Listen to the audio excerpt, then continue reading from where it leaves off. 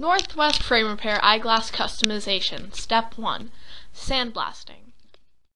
Here are some before shots of the frames used in this video.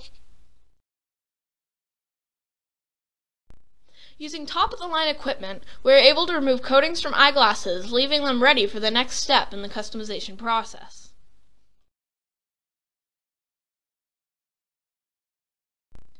After disassembly, Ryan loads the frames into the blast cabinet.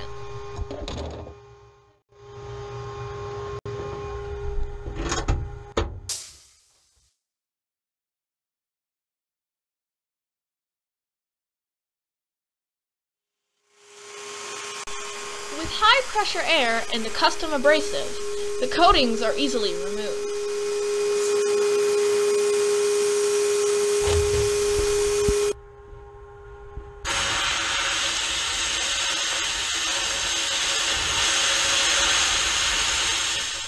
A sophisticated dust collection system is required to keep the shop clean and safe.